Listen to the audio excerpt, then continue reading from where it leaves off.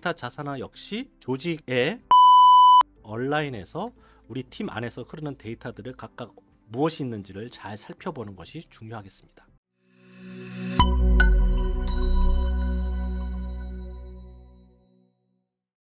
네, 반갑습니다. 이노비 파트너스의 정영재입니다. 제가 한 20분가량 앞에 1번부터 4가지를 설명드리도록 하겠습니다. 오늘 저희가 함께 할 것은 총 8가지인데요. 데이터 비전을 수립하라, 자산화하라, 데이터를 흐르게 하라, 시각화하라 까지가 제가 맡을 거고요. 바로 이어서 우리 김민경 박사께서 데이터로 의사결정하라, 데이터를 의심하라, 데이터 문화를 평가하라, 마지막으로 데이터보다 사람을 우선하라 까지로 40분간 쉬도록 하겠습니다. 오늘은 일부러 여러분께 이 프로그램에 대한 소개를 드리는 입장에서 제가 짧은 시간이지만 가급적 다양한 내용을 좀 보여드리려고 하거든요. 조금 정신 바짝 차리셔야 됩니다. 그래서 내용을 제가 충분히 갖고 왔으니까 같이 집중하셔가지고 좀 보시면 좋겠습니다. 첫 번째는요, 데이터 비전을 수립하라입니다. 전이라는 표현을 요즘 많이 쓰고 있는데요. 러닝 저니, 라이프 저니라고 많이 쓰고 있는데 결국 여정은 행복을 위한 지속적인 성장이라고 볼 수 있습니다. 출발지부터 목적지까지 가는 데 있어서 다양한 수단, 경로, 일정이 있는데 그 과정에서 우리가 도전, 소통, 협력, 경험, 교훈, 성취감을 통해서 우리가 원하는 지속 성장을 하게 되는 과정에서 결국에는 우리가 가장 먼저 무엇을 해야 되느냐 있지만 여전히 조직에서도 지속 성장 여정을 위해서 다양한 비전을 만들고 있습니다. 이와 같이 오늘 우리가 주목해야 될 건 팀 차원에서의 데이터 문화 구축이라고 봤을 때 데이터의 비전을 위해서도 결국 데이터가 핵심이 되겠습니다. 데이터 비전의 중요한 필요성은 이렇게 5가지로 저희가 준비를 했는데요. 먼저 신속하고 정확한 의사결정이 가능하고요. 데이터를 기반으로 한 활발한 의사통일이 더욱 가능해집니다. 그리고 무엇보다 중요한 팀 운영의 투명성이 제고되고 우리가 원하는 팀 효율성이 향상됨으로써 외부 환경에 대해서 또 조직 환경 변화에 대해서 우리 팀이 잘 적응할 수 있는 능력을 제고할 수 있게끔 가능합니다. 우리가 보통 팀의 비전, 사명을 수립할 때 기본적으로 5개가 필요하다고 얘기하고 있습니다. 먼저 조직 비전과 일치하는지, 팀 사명과 얼마나 잘 얼라인되어 있는지, 그 다음에 가장 중요한 핵심 고객이 잘 고려된 건지, 그 다음에 그 파급 가치는 정말 뭐 이루 말할 수 없습니다. 그럼에도 불구하고 금융자산과 데이터 자산은 이런 면에서 다른 점도 있습니다. 그렇죠? 시간적 가치가 또 용도, 그다음 만족 속도, 활용 가치. 활용 가치는 금융자산은 축적의 정도라고 하지만 데이터는 적절한 활용이 먼저 굉장히 중요하다는 걸 다시 한번 강조드리고 싶고요. 그 다음에 데이터 자산은 사용 후에도 불변합니다. 오히려 가치는 더 올라가게 되어 있고요. 그리고 중요한 포인트는 리더 입장에서 데이터 문화를 구축하는 게 중요한 것이 조직의 맥락과 또 상황에 따라서 또 데이터 자산의 해석은 달라질 수 있다라는 점이 굉장히 중요한 포인트가 되겠습니다. 잘 아시다시피 데이터는 이미 금융자산으로 벌써 확장이 되어 있습니다. 다양한 사례도 있고요. 데이터 자산이 되는 시대라고 해서 벌써 이미 데이터, 조직에서의 데이터, 또 팀 차원의 데이터는 우리의 소중한 자산이라고 볼 수 있겠습니다. 조금 더 자세하게 데이터 자산의 중요한 점을 제가 좀 말씀드리면 소유권과 통제력을 갖게 하고 중요한 신뢰성과 관리 용이성이 담보가 됩니다. 그러므로 해서 현재 가치와 더불어서 잠재 가치까지 올릴 수 있음으로 해서 우리 팀 차원의 신속하고 또 목적에 부합되면서 구성원들을 참여시킬 수 있는 좋은 수단과 방법이 바로 데이터 자산이라는 관점이 되겠습니다. 몇 가지 사례를 좀 말씀드리려고 해요. 우리가 잘 알고 있는 유튜브 사례를 보시면 결국 영상 데이터가 후보군 생성이 되고 그 순위에 맞게끔 추천 영상이 되고 있는 이것도 보면은 전형적으로 데이터가 자산화된 케이스라고 볼 수 있습니다. 좀 더 그걸 로지컬하게 보게 되면 소스로부터 캡처가 되고 과정을 통해서 쉐어링이 되고 또 새로운 것이 저장이 되면서 안에서 바깥으로 이런 것들이 됩니다. 중요한 포인트는 각각 단계별로 목적에 부합되는지 여부를 점검한다는 것입니다. 넷플릭스도 마찬가지로 어떤 정보를 자산화하는지 노력을 한다 보면은 쭉 보시면 구독자에 대한 프로필, 또 데이터 포인트를 잡고 또 고객과의 상호작용 및 반응을 통해서 데이터를 수집을 하고 또 비구독자의 습관은 오히려 추적하지 않고 플랫폼 서비스 안에서 퀄리티 높은 고객 데이터만 수집한다는 것이죠. 그 다음에 구독자가 어떻게 플랫폼을 사용하고 있는지 익스피리언스 중심으로 데이터 정보를 집중하고 있다 이렇게 볼 수 있습니다. 결국 가장 지금 경제를 이끌고 있는 이 플랫폼 사업의 기업들은 모두 다 데이터 수집을 하면서 더불어 어떻게 활용하고 있는지 이게 결국 회사의 존폐를 좌우하고 있습니다. 또 제조업에서 이런 일이 벌어지고 있는데요. 잘 아시다시피 존 디어라는 트랙터 하는 사업입니다. 근데 트랙터 하는 존 디어는 특이하게도 5년 연속 최신 혁신상 수도를 받을 수 있을 만큼 이 데이터에 대한 굉장히 큰 열정을 보이고 있습니다. 실제 한번 살펴보면요. 모바일 농장 관리 시스템을 이렇게 시스템화해서 위성 사진, 그다음에 현재 날씨, 그다음 농기계에 들어있는 각종 센서, 그다음에 뭐 필요한 기본적인 농약, 종자, 샘플링 이런 것들을 다 데이터화, 자산화해서 농장 관리를 통해서 하는 거고 있습니다. 그래서 실제로 효과성도 있는데요. 농장 관리 비용은 15%, 생산량은 반대로 15% 증가하는 게 있습니다. 바로 이렇게 이게 바로 IT 플랫폼 회사에서만 가능한 것이 아닌가라고 생각하실 텐데요. 이제는 우리 제조업, 유통업 이런 데서 더욱 지속 가능한 비즈니스 모델의 탈바꿈을 우리가 노력해야 할 시점이 됐다고 볼 수 있습니다. 두 번째는 모든 필요 데이터를 취합하는 게 굉장히 중요합니다. 팀 사명을 아까 말씀드렸듯이 팀 사명을 실현하기 위해서는 필요한 모든 데이터를 이렇게 우리가 일반 조직도 안에서 한번 살펴볼 필요가 있습니다. 다시 한번 보여드리면 데이터 자산화 역시 조직의 목적과 비전에 얼라인해서 우리 팀 안에서 흐르는 데이터들을 각각 무엇이 있는지를 잘 살펴보는 것이 중요하겠습니다. 그래서 그러니까 예를 들어서 인사 팀이를 한번 제가 가정해서 한번 설명을 드리려고 해요. 인사에서는 채용, 배치, 평가, 교육 훈련, 그다음에 임금, 그다음에 승진, 그다음에 퇴사까지 이렇게 전체적인 프로세스가 있는데요. 이 안에서도 주어지는 활동들은 다음과 같습니다. 예를 들어 채용을 한번 더 자세히 살펴볼게요. 채용 과정에서 데이터를 위한 업무 프로세스는 다음과 같겠습니다. 보시죠. 내부, 외부에서 이루어지는 활동들이 있겠죠. 각각별로 프로세스에 흘러가고 여기서 중요한 포인트는요. 각각 내부, 외부에 흘러가는 프로세스 안에서의 데이터들이 무엇이 있는지를 우리가 체크하는 것입니다. 좀 더 자세히 보시면 이렇게 씁니다. 이 시간들이 있고요. 공고 기간이 있을 수 있고 제가 이렇게 좀 빠르게 보여드리는 이유는 모든 팀의 성과를 내는 프로세스는 있을 것이고 그 프로세스 단계별 우리가 어떤 데이터를 모을 수 있을 것인지를 우리가 정확히 요목하는 것이 중요하다라고 볼 수 있습니다. 이걸 이렇게 문서화하면 다음과 같을 수 있겠습니다. 프로세스별 충원 요청에는 데이터는 충원 소요 기간, 그걸 활용하는 포인트는 현업과 HR의 필요 인력 충원에 대한 필요성과 실행 이런 식으로 말이죠. 이렇게 팀 리더가 주관이 되고 팀원들과 함께 우리 팀의 프로세스와 데이터 각각 활용에 대한 것들을 이렇게 확인하는 것이 굉장히 중요한 포인트입니다. 아까 말씀드렸듯이 16문항에 대해서 이렇게 데이터 두 번째 자산화에 대해서는 또시 평가를 해서 현재 영역별 수준을 확인할 수 있고요.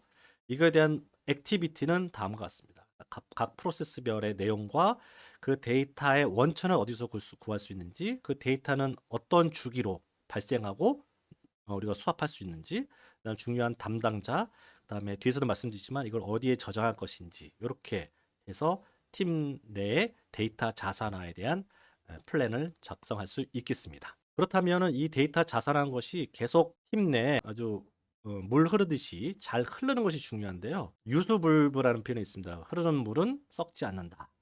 어찌 보면은 딱 생각이 나는 게 우리 혈액과 이 데이터를 한번 제가 비교를 해보니까 이렇습니다. 그죠? 예측성, 적정성, 지속성, 그다음 즉시 보완성.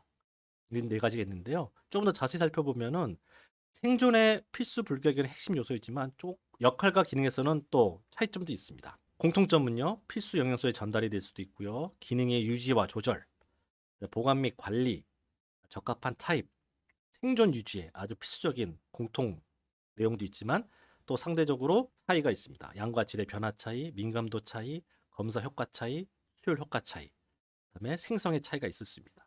그렇죠? 이 빨간 부분은 또 같지만 또 다른 부분이 될 수도 있습니다. 그래서 우리가 데이터 관리가 더 체계적으로 필요한 것이 자연스럽지만 어느 정도의 관리와 또 계획이 필요하다는 뜻입니다. 왜냐하면 이 데이터라는 것을 흐름을 막게 되면 바로 데이터 사일러의 현상이 벌어지는데 여러분들 그 협업에서도 문제가 되고 있는 사일러에 대해가 있는데요. 이게 점점 데이터 사일러 현상이 지금 두드러지고 있습니다.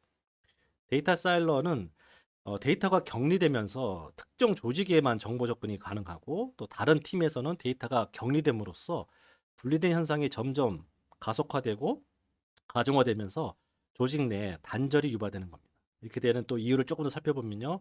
데이터의 통제 욕구가 있고 또 익숙하지 않은 경우도 있고 의사소통의 문제, 또 의도적인 저항도 심리적 저항, 물리적 저항이 있을 수 있습니다. 또 수집 및 저장에 대한 표준이 미비하고요. 또 소통이 부족하고 또 우리가 오늘 주제이기도 한 리더의 데이터에 대한 관심과 관리 이런 것들에 대한 중요성 생각이 좀 더 약할 수도 있습니다. 그리고 데이터와 관련된 성과 제도와도 연결이 될 필요가 있고요. 그다음에 데이터는 또 수집, 저장 이런 것들이 굉장히 중요하기 때문에 기존에 갖고 있는 레가시 시스템, 기존 시스템과 어떻게 궁합이 맞을지도 잘 살펴야 된다는 것이죠. 그다음에 너무나 지나친 보안 관리를 통해서 접근 자체가 어려운 상황도 많이 발생하고 있습니다. 이거를 극복하기 위해서 여러 가지 폐해가 발생할 수밖에 없습니다. 8가지로 제가 정리해 봤는데요. 전체적인 시각이 불가할 수도 있고요. 분석 보고가 부정확할 수밖에 없고요. 시장 대응의 민첩성에 큰 애로사항이 있고요. 그다음에 효과적인 효율적인 작업에 따라서 오히려 비용이 증가하는 애로사항이 생길 수 있습니다. 보안 위험과 규정 준수 이슈가 될 수가 있고요. 또 소통과 협업에서의 장벽이 만들어질 수도 있고 학습의 비용이 또 증가할 수 있고 마지막으로 팀워크 중심의 조직 문화가 될 수 있습니다. 어찌 보면 우리가 기존에 가지고 있었던 조직 문화의 폐해단과 거의 일치하는데요. 지금은 조직 문화만으로 이해할 것이 아니라 데이터를 기반으로 한 문화, 데이터가 문화라는 관점에서 데이터 사일로를 어떻게 우리가 극복할 것인지가 진정한 조직 문화를 형성하는 데 굉장히 중요한 요인이다. 이렇게 한번 정리해 볼 수 있습니다. 그럼 데이터 흐름을 어떻게 할 수 있을 것이냐? 첫 번째로는 데이터를 통합하라입니다. 통합이라는 개념은 결국 적절한 안전한 저장소가 필요하다는 얘기인데요. 너무나 잘 아실 겁니다. 이렇게 데이터 저장소가 단독으로 별도로 준비되어 있는 것을 하나의 요즘 얘기하는 클라우드 시스템으로 이렇게 한 곳에 모아야 정확한 누락 없는 데이터를 우리가 저장함으로써 활용이 가능하다는 것이죠. 그래서 질문 퀴즈를 하나 드리려고 하는데요. 벌써 22년 전 한 CEO가 직원에게 보낸 편지 내용입니다. 보시면 제가 붉은색으로 썼듯이 인터페이스, 데이터, 네트워크 이런 얘기를 하면서 아주 강하게 이처럼 하지 않는 사람은 누구든지 해고될 가능성이 있다. 여기까지 강하게 얘기한 어느 조직일까요? 대답 안 하실 거죠? 네, 그래서 답을 준비했습니다. 바로 제프 제버스입니다. 바로 아마존. 벌써 데이터라는 것이 최근에 유행이다, 중요하다고 부각되는 거지만 벌써 지금 IT 플랫폼 회사의 선진으로 하고 있는 벌써 제프 베조스라는 CEO는 벌써 20여 년 전에 인터페이스와 데이터의 흐름에 대한 큰 관심을 갖고 있다는 것을 반증하고 있습니다.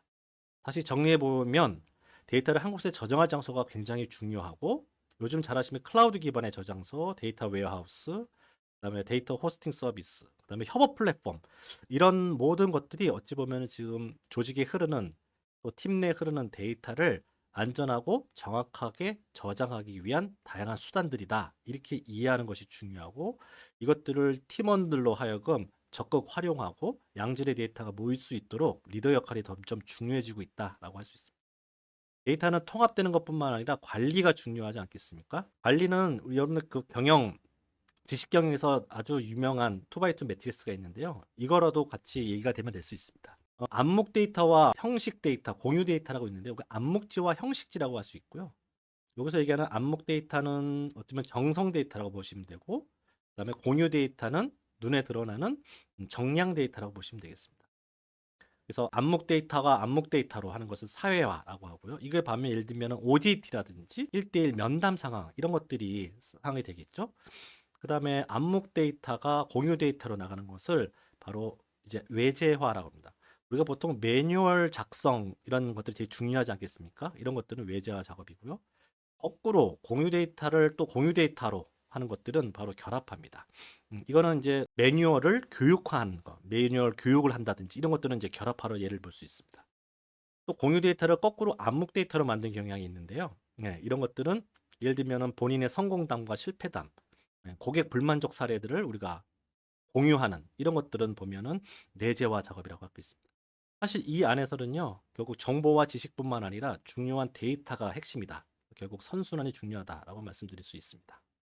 그래서 암묵지와 공유의 선순환, 그다음에 지속적인 모니터링과 정기적인 피드백 이런 것들이 굉장히 리더들에게는 중요한 역할과 책임이 될 것 같습니다. 그리고 적절한 보상과 또 제재도 중요하겠죠.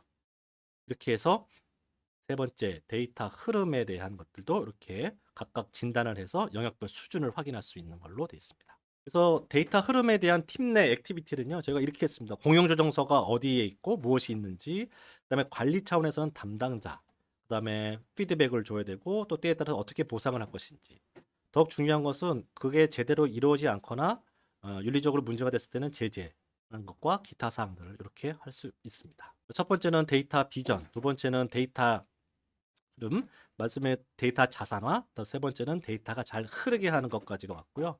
마지막으로 제가 소개드릴 것은 데이터를 이제 시각화하는 겁니다. 여기서 리더분들에게나 말씀드리지만 직접 데이터를 시각화하는 데 스트레스와 시간을 투여하라는 얘기는 아니고 데이터의 시각화에 대한 명확한, 정확한 가이드라인과 피드백 역량이 굉장히 중요해지고 있다는 걸 말씀드릴 수 있습니다. 데이터 시각화란 분산된 방대한 양의 데이터를 분석해서 한눈에 볼 수 있도록 도표나 차트로 정리하는 것 아니겠습니까? 이미 다양한 프로그램이 있고요. 데이터 시각화에 대한 장점은 데이터를 단순화시키고 패턴과 추세 이런 것들이 굉장히 중요하겠죠. 그다음에 빠른 의사결정에 도움이 되는 거고요. 그다음에 기억이 용이하게끔 만들고요. 그다음에 다수의 접근성을 팀 차원에서 제공할 수 있고요. 그다음에 같이 실시간으로 모니터링하고 피드백을 줄 수 있다는 것입니다. 그리고 주의나 개선의 영역을 식별해서 명확한 피드백이 가능하고요.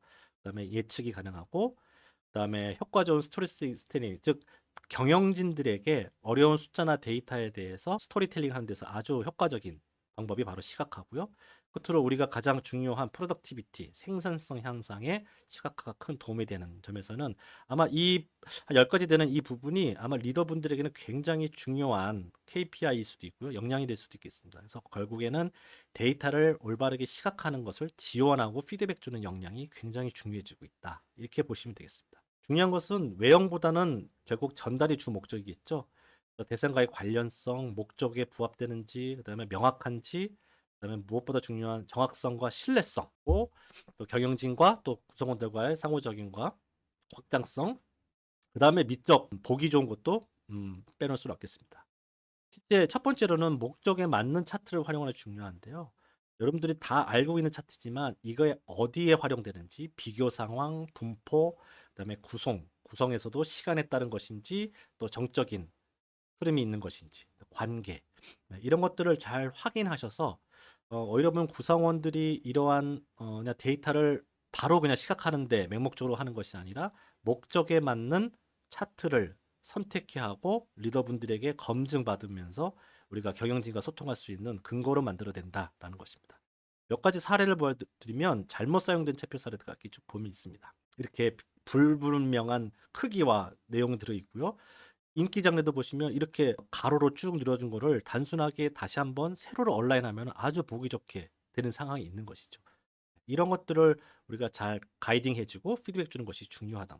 코비드 환자도 이렇게 바로 막대 그래프를 그리면 모든 것이 일이 다 처리가 되는 것이 아닌지 이런 것들은 오히려 추세 그래프, 추이 그래프를 통해서 더 확실하게 소통할 수 있다라는 포인트가 있고요.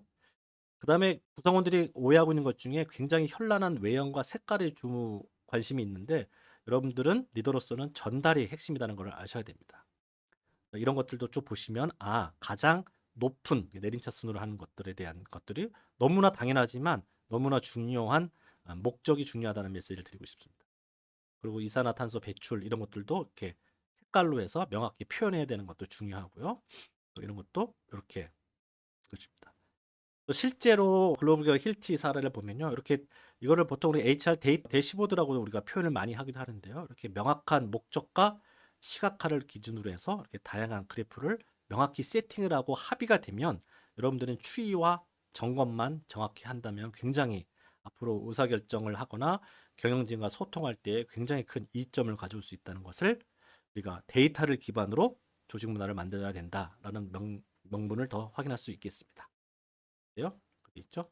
그래서 이런 것들을 우리가 어떤 데이터가 가지고 있고 어떤 데이터를 가지고 우리가 자산할 수 있는지 또 데이터를 가지고 어떻게 잘 조직 안에서 우리 팀 안에서 흐르게 할 수 있는지 그다음에 그것을 효과적으로 구현할 것인지 이런 것들을 4단계에 걸쳐서 하고 있고 각각 진단 수준을 확인하고 그다음에 현 수준을 파악을 해서 액티비티로 넘어가게 되는 그림을 계속 가지고 있다는 겁니다. 또 마지막으로 데이터 시각화 액티비티는요. 데이터에 대해서 명확한 대상과 우리가 전달하고자 준 목적이 무엇인지 메시지가 무엇인지 시각화 차트의 종류 그다음에 어떤 사이클로 이게 움직이는 건지, 그다음에 정확한 담당자 이런 것들을 명확하게 리더분들이 선정을 해서 팀 내 소통할 수 있도록 제가 이렇게 준비하고 있습니다. 이렇게 해서 바로 연결을 하고요.